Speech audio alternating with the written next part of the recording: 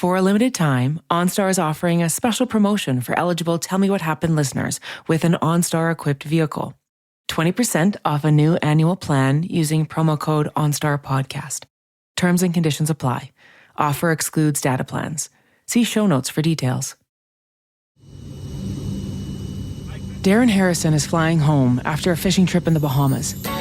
He's on a small plane with the pilot and one other passenger. We went up to 12,000 feet to start with, and it was smooth sailing. I mean, I was spread out in the back.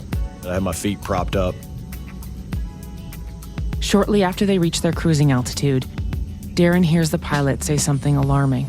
He said, man, I don't know. I got a really bad headache, and I don't feel good. A moment later, the pilot slumps back in his seat, unconscious. He was out. He was gone. And the plane's in a dive. Darren crawls to the cockpit and grabs the controls, known as the yoke. And basically at that point, it clicked in my head, if you grab the yoke and pull back, you're probably gonna really rip the wings off this thing if they haven't already come off. He tells himself, if you panic, you will die.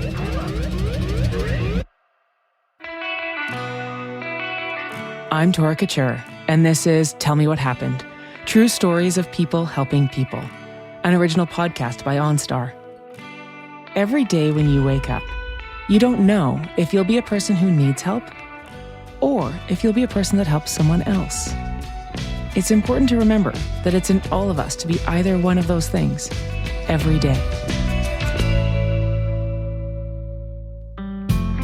Darren lives in Lakeland, Florida.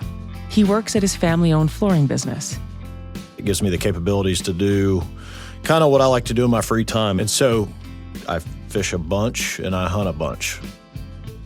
Darren fishes all over the country and regularly goes on trips to the Caribbean. In May 2022, Darren went down to the Bahamas for a weekend fishing trip.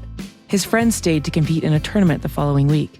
Darren had to work, so he headed home early. He also wanted to get home to his wife. She was 6 months pregnant, had the baby on the way. So, I was really excited to get home to her.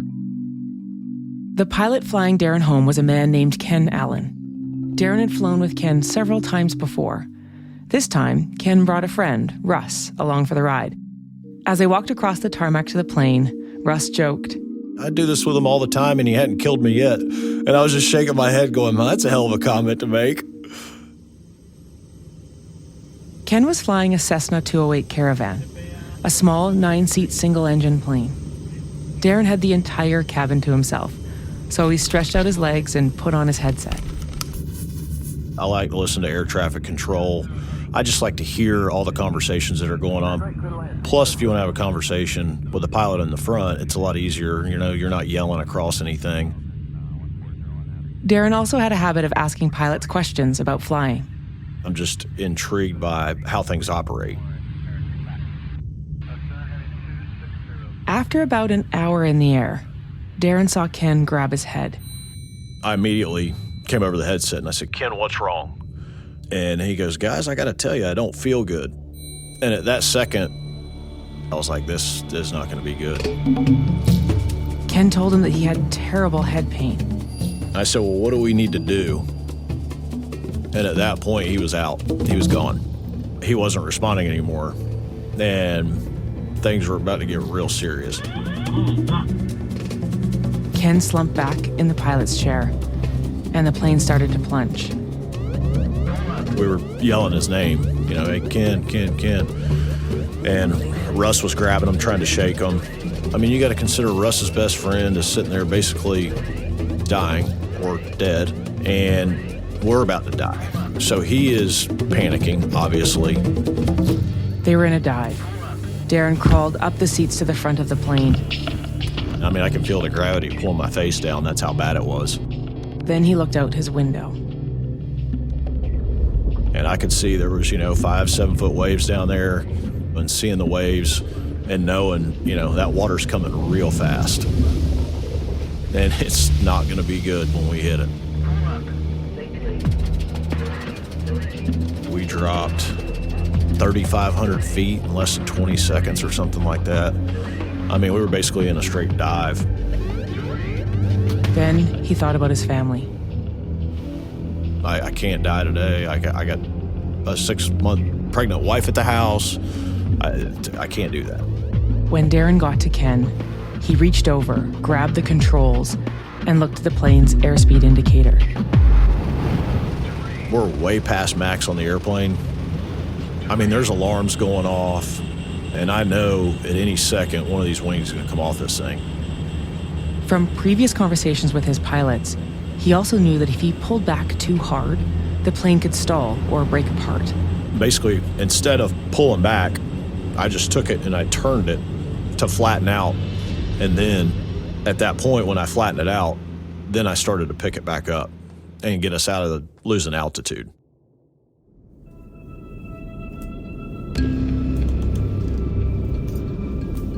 Darren managed to get back up to 8,000 feet. Then Russ took the controls while he moved Ken to the back of the airplane. When he got back to the pilot's seat, he sat down and assessed the situation. When Ken was passed out, he basically killed almost all the electronics on the airplane. It killed the autopilot, and basically what happened is nobody's flying the airplane. So at that point, I've got literally no electronics to tell me where I'm going. I'm in the middle of the ocean. I got no land for reference. I had nothing. But there was a compass on the dashboard. Darren knew if he pointed the plane west, he'd hit land. Eventually, Darren spotted the coast. I'll never forget, I was coming in, I could see the beach, and at that point it sank in with me, and I'm like, I'm flying, and this thing's eventually going to have to go on the ground. Darren knew he was going to need help. He hit a button on the back of the yoke and connected with Treasure Coast International Airport in Fort Pierce, Florida. I knew the call sign of the airplane because I listen all the time. So I called out N333 Lima Delta. I got a serious situation here. I am flying this airplane. I have no idea what I'm doing. This is the recording from that call. Traffic, N333 Lima Delta. I've got a serious situation here. My pilot has gone incoherent. He is out. I have no idea how to fly the airplane. 333 Lima Delta, roger. What's your position? I have no idea. I see the coast of Florida in front of me, and I have no idea.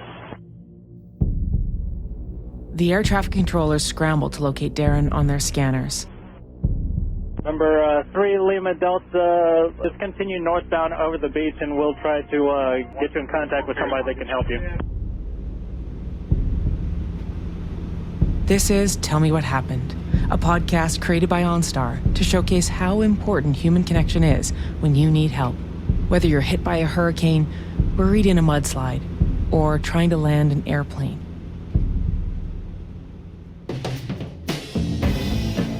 On May 10th, 2022, Darren Harrison was flying back from a fishing trip in the Bahamas when his pilot had a medical emergency and passed out. The plane went into a dive, hurtling towards the ocean.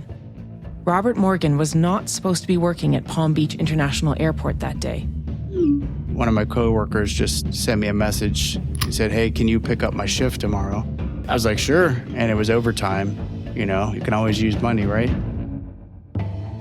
Robert's a flight instructor and air traffic controller in West Palm Beach, Florida. Papa Bravo India is our identifier. And I have a nickname of just Captain Morgan sometimes because my last name's Morgan and I'm a pilot.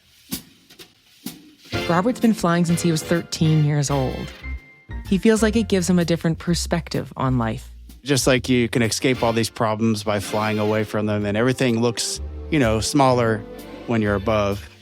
If you go in the evening, every time the sunset's going to be a little different. You're always seeing something new. Like, it's similar to like scuba diving. You're exploring different things that people don't normally see. Robert decided to become an aircraft controller because the work is more stable and predictable than piloting a commercial airliner. It's also a pretty important job. So everything's controlled by us, the routes. We get them around weather. We separate them from traffic. We're kind of viewed sometimes as being the police of the sky. Do anything we can to keep airplanes safe. On May 10th, Robert was a few hours into his shift and taking a break when the day took an unexpected turn. Just sitting out on a back patio that we have. I had my shoes off because I was just lounging in this hammock area. And I was actually reading a book about learning how to fly seaplanes because me and my friend were signed up for a course in the near future. He heard a page come over their PA system. Robert Morgan, come to the radar room immediately. I put my shoes back on. I take the shortest path. As I'm passing through one of our break rooms, there's a bunch of people just sitting in front of the TV. And they said, "Oh, I wouldn't go in there if I was you." Robert thought his coworkers were just teasing him. When he reached the radar room, his supervisor explained the situation. We have a passenger flying the plane. The pilot's unconscious. They have no flying experience. We just want you to help them. A whirlwind of thoughts go through Robert's mind. What did I walk into? Why did I come in I should today? have just stayed home. Run the other way? But they're still flying, so maybe they have some kind of experience. Like the story can't be right. Robert had a few things going for him. He was an experienced flight instructor, and he had some knowledge about the plane Darren was flying. But there was another complication. Just as Robert settled into his station and adjusted his headset, My supervisor says, "Oh, well, you don't need your headset." And I'm like, "What do you mean? I don't need my headset." It's the thing we use all the time. And he said, because we're talking to him on this emergency radio. why an emergency radio? Darren was on the Fort Pierce airport frequency when his pilot passed out. When the air traffic controller at Fort Pierce handed the situation to Robert at Palm Beach International, Darren couldn't figure out how to switch to their frequency. The old school radio had a bigger range, which allowed Robert to talk to Darren. This was a first for Robert. This, by far, was the hardest part about the whole thing because nothing's in your ear. It's in a speaker 5 feet above your head. That was the first, like, oh, you got to be kidding me. Like, why this? Picture a large, old school police radio. That's similar to what Robert had to use for this call. This is something we never practice, you know? This is all going to be like shoot from the hip type of stuff. Like, what do I say? So I just say, 333 Lima Delta, can you hear me? And he's like, okay, I'm going to help you through this thing. You know, tell me what you're looking at, what the controls look like. Robert had to figure out what Darren could see on the control panel so he could give him some guidance. But he also let Darren know what he could see on his end, on the radar scope. I can see your altitude, I can see your heading, I can tell which way you're flying, I can see your airspeed. So don't worry about the instruments so much. Your job is to just maintain control of the plane, and you're doing great already. Robert listened closely to his voice, trying to get a read on how Darren was feeling. Is he panicking? Is he calm? And from just a 1 or 2 minute talking to him, I was like, well, he's not like on the edge of crashing this plane. So he's able to maintain control, at least just cruising around. Darren's habit of observing pilots and asking questions was paying off. He knew enough to stabilize the plane and make minor maneuvers. But landing a plane is a different story. I knew I could always get him to the runway. I just didn't know how that landing was going to go. Because you can't really teach someone how to land. You can just tell them what to do, and then they kind of go through the motor skills to get the timing and everything right. At that point, Darren was about 25 miles offshore, flying north up the coast. But before Robert could worry about the landing, he needed Darren to practice a few things. I just kept telling him, if you want to descend, you just push forward on the controls. If you want to climb, you pull back on the controls. I'd go up and then I'd try and play with it and level it off, and I'd kind of try and mess with the altitude to see if I can control it and be comfortable with it. And basically what I was doing is I was practicing controlling the altitude on the airplane, knowing I had to eventually put it down on the ground. Robert could see that Darren was able to follow his instructions, so he pointed him towards the closest airport, Boca Raton. And I said, well, I see an airport, I see a runway. Then Robert started having second thoughts. The Boca Raton airport only has one short runway. Because he can run off the runway and go into these hangars, and the ramps are like really full because we get a lot of snowbirds and stuff that come down, and it's just jam-packed ramp. So, possibly kill everybody on the plane, do a lot of destruction on the ramps, and then maybe even run into a building or something like that. So Robert told Darren to fly north up the coast, following the I-95 highway as a reference point, to the airport he was working from, Palm Beach International. I don't want to have to rush him into this landing. So I literally had to fly him by the airport. I'm like, okay, I'm too high. So I actually flew past the airport. You can see it plain as day on the flight track data. I fly up and I go back around, and I'm basically working on getting the altitude down.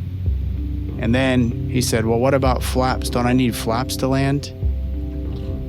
Flaps allow a plane to get more lift when it slows down. It allows pilots to approach runways at a steeper angle and maneuver to avoid obstacles.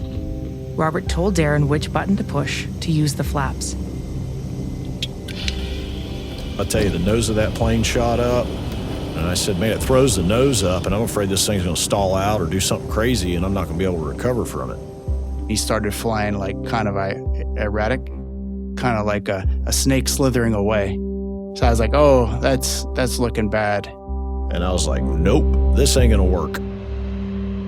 They ditched the flaps. At this point, Darren had circled back around and was facing Palm Beach Airport. Robert helped Darren line up his approach. Robert noted his speed. He's like, hey, you need to slow down some more. You're still going way too fast. He's like, back that throttle down. Darren reduced his speed. We did have a little conversation just about, are you okay to come in, to make the landing? So on the final approach, I just keep giving him the countdowns, always keep talking to him. You're 5 miles away at 1,500 feet. You're 4 miles away at 1,300 feet. Robert was telling me, he's like, as you get closer, the ground's going to get bigger. And as the ground gets bigger, you're going to realize that you're about to land. Everything starts getting bigger. As you're getting closer, that's when you'll be able to feel and know that you're about to hit the ground. Darren closed in on the runway. Both of them knew the hardest part was coming up. Even when you're learning to fly, landing, until you get the hang of it, that's the trickiest part.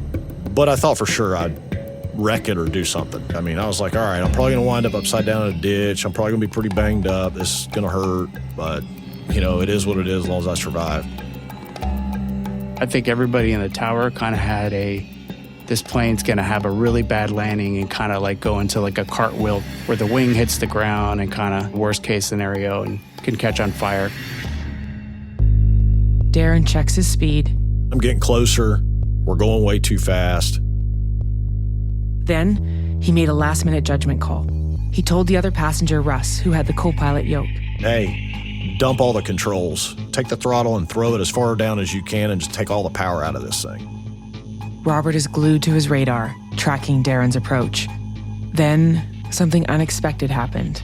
What I didn't take into account for is when he got about a mile away from the airport, he gets below our radar antenna coverage. So he disappears off my radar scope. The radar room is dark and windowless. Robert couldn't see the runway. So now all of a sudden your heart kind of sinks and you're like, hey, are you still there? You say, yeah, I'm still here. When I touched down, I'll never forget what it felt like because I know the wheels didn't come off of it. We should be good. And so I was like, it wasn't that hard. I think I got it. And I even came over to the radio and I said, hey, guys, I'm pretty comfortable, steering this thing at this point. You want me to take it off the runway and get out of everybody's way or anything? And they're like, nope, just get stopped. You're fine. Leave it right where you're at. Let's not get carried away. Darren slowed the plane down to a stop. I said, hey, guys, I appreciate everything. Thank you so much. And at that point, that's when reality sank in, and I just lost it. I mean, I just threw the headset on the dash. I was shaking. I said the biggest prayer I've ever prayed in my life, and emergency personnel came straight up to the airplane. The pilot, Ken, was rushed to hospital. He made a full recovery. In the radar room, Robert celebrated with his coworkers. I said, he's on the ground, he's safe, and everybody's just like, yes, you did it. They're just cheering and they're happy. And the people called from the tower and they said, oh, he made a great landing. So it's just like a bunch of emotion in the room and people are coming by and shaking you. It took a minute for everything to sink in. I was just like kind of shocked and almost like you're kind of thinking you were in a dream and you just woke up from this crazy dream. Because you're like, oh, I think I just saved these people's lives. You couldn't even believe it happened still. Down on the tarmac, Darren stepped out of the plane and said to the ground crew, I want to meet the guy I was talking to on the radio. I just shake his hand and he comes in for the hug. So we just hugged, and I think he was still, just in shock, and I was still in shock. Robert's, he's a good guy, and I'm just blessed that he was there that day to be able to help me with that. Having Robert on the other end of that line telling me what to do and help walk me through it, being an instructor, knowing the airplane, is a miracle. But Robert thinks Darren was the biggest factor in the way things turned out that day. He was calm, and I was calm, and I was able to give him instructions, and he was able to accept those instructions. And if we would have had somebody that maybe was like way in over their head and wasn't as confident as Darren, you could have a totally different outcome.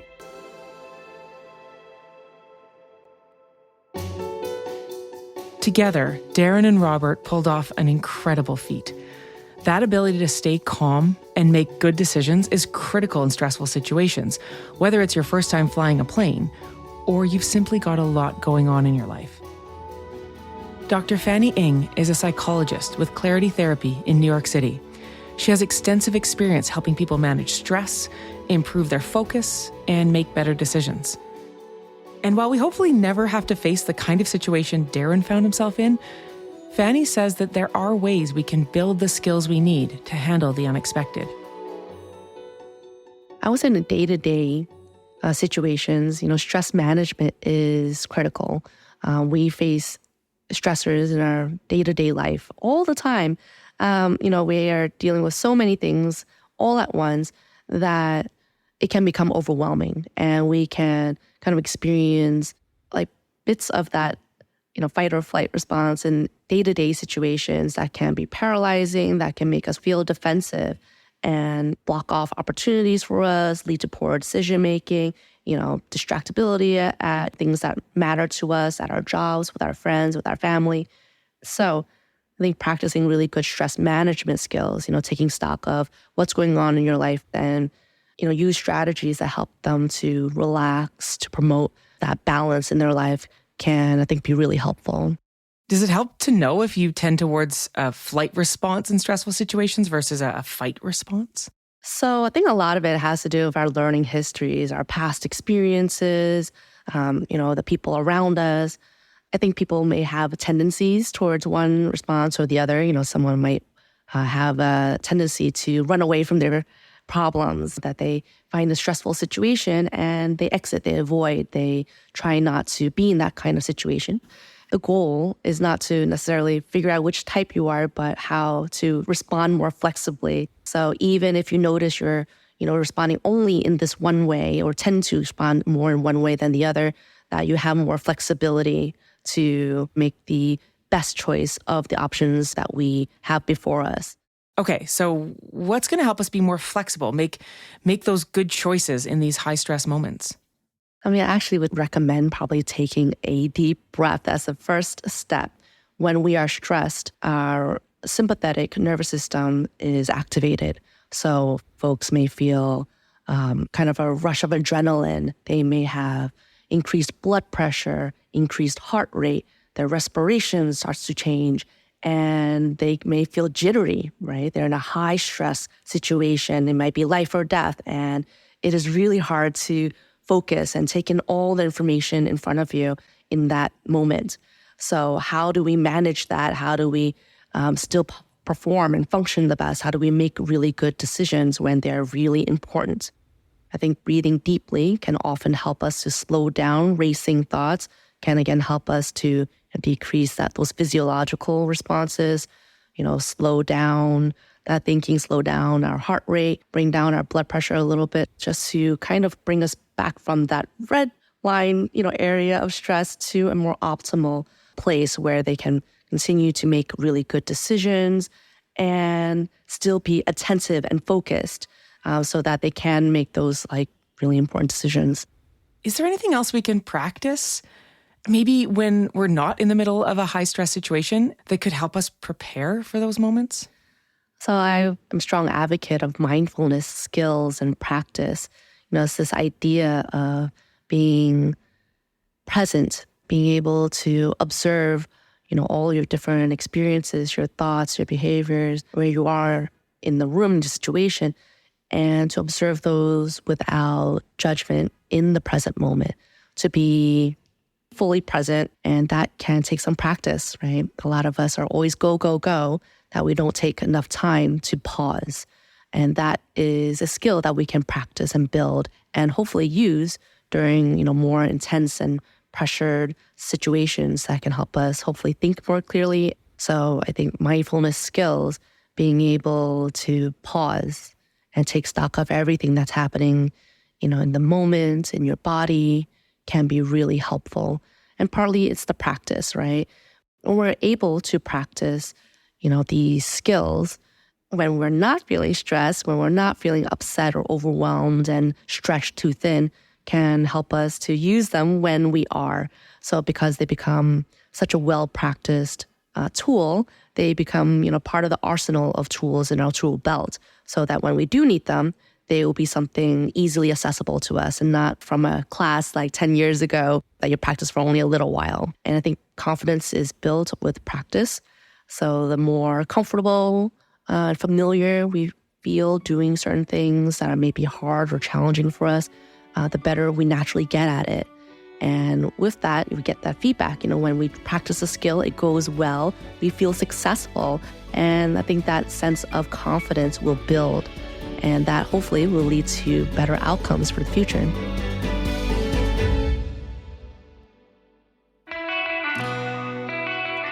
That's it for this episode of OnStar's Tell Me What Happened, true stories of people helping people.